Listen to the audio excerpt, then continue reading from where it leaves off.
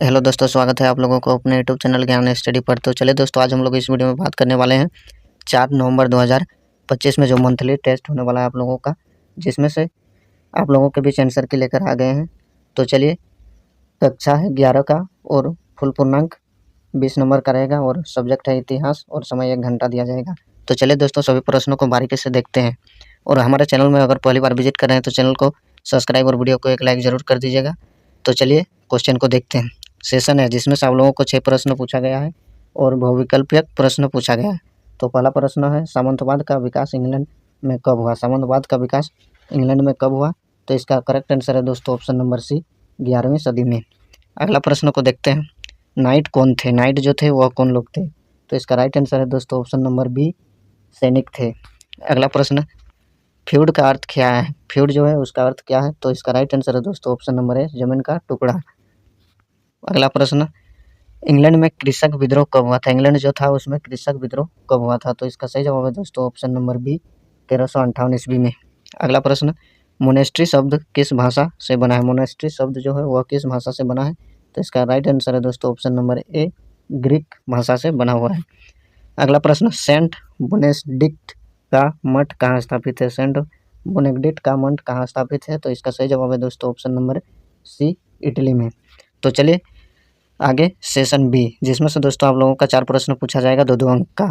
तो session B में प्रश्न नंबर 7वां पूछा गया आप लोगों को, सामंतवाद का शाब्दिक अर्थ क्या है? सामंतवाद जो है उसका शाब्दिक अर्थ क्या है? तो इसका आंसर है दोस्तों, सामंतवाद सामंत से बना है जिसका अर्थ है भूमि के बदले सैनिक सेवा देने वाला। अतः सामंतवाद का अर्थ है भूमि के बदले निष्ठा व सेवा देने की व्यवस्था है सामंतवाद। अगला प्रश्न को देखेंगे इसी प्रकार से ही। अगला प्रश्न है, मैनर से आप क्या समझते हैं? मैनर जो है उससे आप लोग क्या समझते हैं? मैनर मध्ययुगीन यूरोप में सामंतों की एक बड़ी राजगीर थी जहाँ किसान रहते थे और सामंतों के लिए काम करते थे। इसे सामंती जागीर भी कहा जाता है। अगला प्रश्न है, टिन क्या है? टिन जो है वह क्या चीज़ है? टिन या टाइथ वह कर था जो चर्च धार्मिक संस्था किसानों से उनकी उपज का 10वां भाग के रूप में ले लेती थी, वह टिन कहलाती है।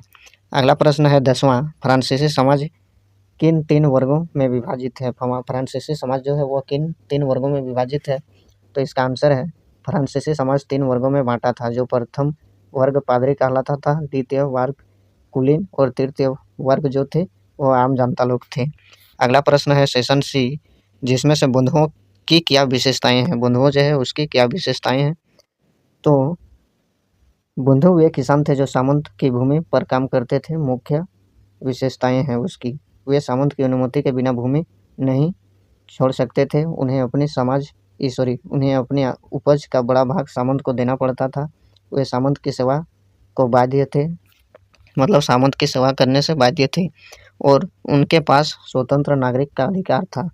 अगला प्रश्न है, फ्रांस के सर्फ और रोम के दास के जीवन की दशा की तुलना कीजिए। तो इसका तुलना किया गया है बिंदु फ्रांस के सर्फ और रोम के दास। तो स्थिति जो था उसका, भूमि से बंधे हुए किसान थे, मालिक की निजी संपत्ति माने जाते थे, स्वतंत्र कुछ सीमित स्वतंत्रता थी, कोई स्वतंत्रता नहीं थी। मतलब फ्रांस के सर्फ लोगों को स्वतंत्रता थी और रोम के दास को स्वतंत्रता नहीं थी। इसी प्रकार से कृषि कार्य थे और घर के खेत उद्योग में काम करते थे।